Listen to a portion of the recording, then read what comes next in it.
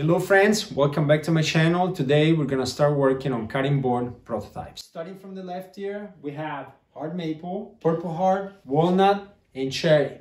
And these are the types of woods that we're gonna use to make our first prototypes. Our cutting boards are gonna be in a couple of different sizes. They're gonna be made of these woods using different combinations to come up with different styles. These boards are 5/4 and I purchased them from a local hardwood dealer, and it's very exciting because this wood looks great and I think it's gonna make fantastic cutting boards. As you can see, some of these boards are only squared on 3 sides. For example, this one, you can see that this board of walnut is narrow at the top. That means that it needs to be squared on the table saw.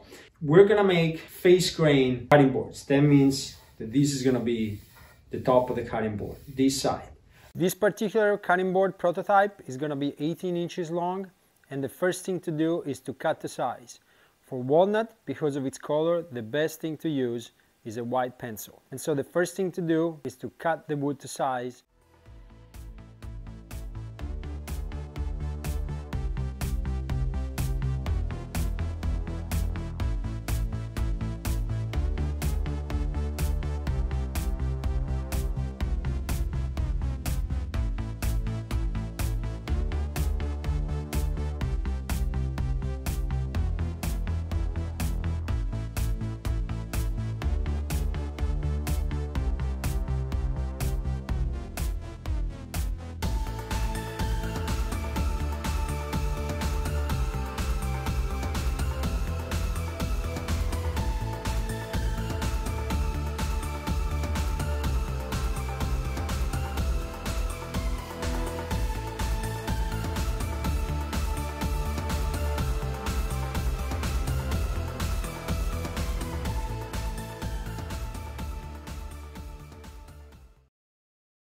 As you can see, we're now done cutting the wood to length and ripping it. We are ready to plane the pieces of the cutting boards so that we can start then assembling with glue.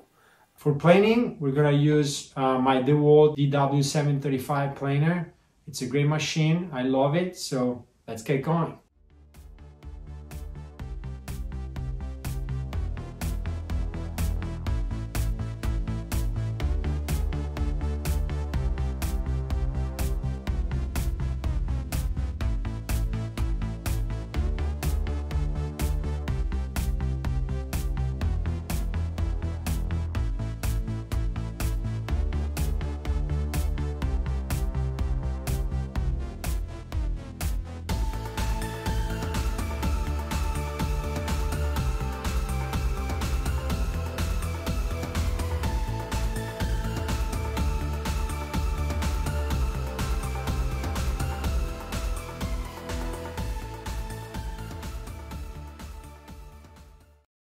And now that we're done with planing, we can move on to the glue up. But first, a couple of tips. For planing, please make sure that when you rip your boards to make them the precise width that your specifications call for. That way you'll minimize the amount of time that you have to spend planing, and also that will allow you to avoid wasting too much material. This is expensive materials and you don't want to waste it.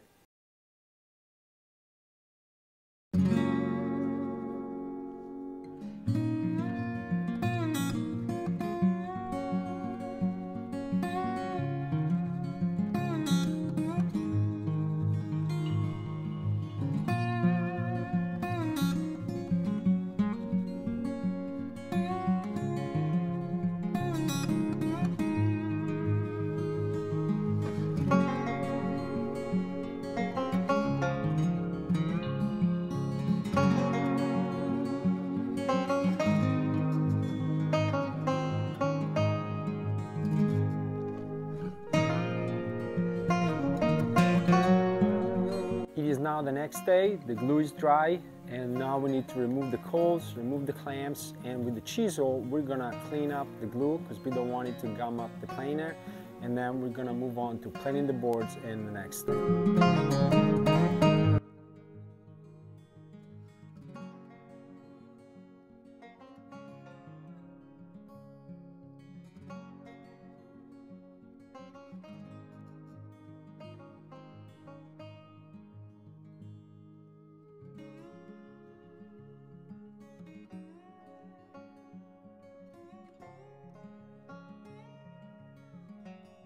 As you just saw, it's important not to have too much glue applied to the pieces when you glue them up. I did better on some of these boards than others. This one has a lot of glue squeezed up. Not only that will allow you to waste less glue, but also waste less time chiseling and doing all these steps. But you know, it takes a little bit of time to learn the right measurements and how much glue. You saw here a piece of the coal got glued to the boards, but I'm not gonna try to take it out with the chisel. I'm gonna have the planer do its job here. And so let's go to the planer. At the planer, at this face, you want to take out from the top and the bottom of the board as little material as possible. Basically, you want to clean it up and make it smooth, but not take out too much of the material, because you want to maintain the height of the board.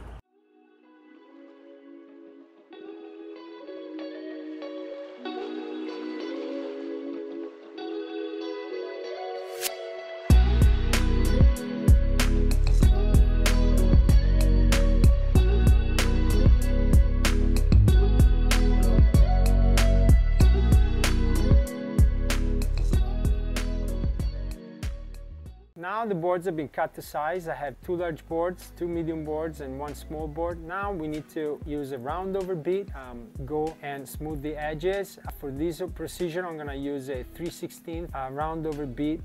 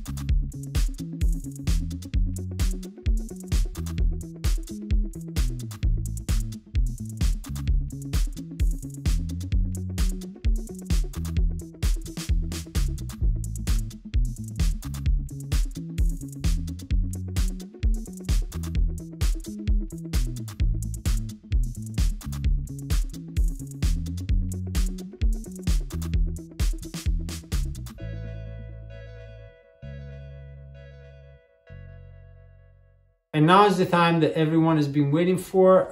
These 2 boards, the smaller one and the big board, are ready for a butcher block conditioner to be applied to them so that we can see the real color of these boards. This butcher block conditioner I've used before, it works really well. It's from Howard, and it's a mix of food grade mineral oil and natural waxes. We're gonna apply the mineral oil and wax on the board, and then we're gonna spread it with gloves. In the past, I've used the cloth to do this, but I've stopped doing that because the cloth ends up really like absorbing all the oil and the wax, and I feel like oil and the wax should be left for the board. It's not for the cloth. I also feel like it's kind of like easier to spread with a pair of gloves like this, and I apply liberally and I let it soak.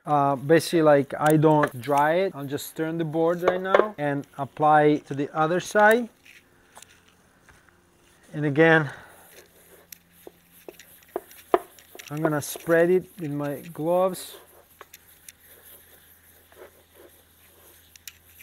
making sure not to leave spots that are uncovered. Now we're gonna make sure that the sides also get properly waxed. Now the boards are ready for the final step, which is to apply the rubber feet. I bought these rubber feet on Amazon. They come in packets of 52 and they're rather convenient. Here, for this procedure, we're gonna measure 1 1/4 inches from each side of the board, and we're gonna use a white pencil to mark where we're gonna pre-drill the holes. And to pre-drill the holes, we're gonna use 5/64 drill bit, and this is convenient also because you wanna drill in the middle of the slot. You don't want to drill here where there's a seam between the 2 pieces. There's no need to drill like a big hole. First of all, the screws are small, but also the hole is just to make sure that the grain doesn't get broken and the wood doesn't get broken by the screw. It's really a pilot hole. Obviously, you need to make sure not to drill through the wood, because otherwise you're going to ruin your cutting board. The feet have been applied and the board is ready to go. Now we're almost done with the production process for our prototype cutting boards. As you can see here, I did almost finish 4 prototype cutting boards. These are different sizes, and as you can see here, they are using a different pattern. This board is mostly walnut, this board is mostly maple, hard maple. They both have feet at the bottom. And now we're gonna move on to the next step in the production process, which is to brand these cutting boards. And for that process, we're gonna use a branding iron.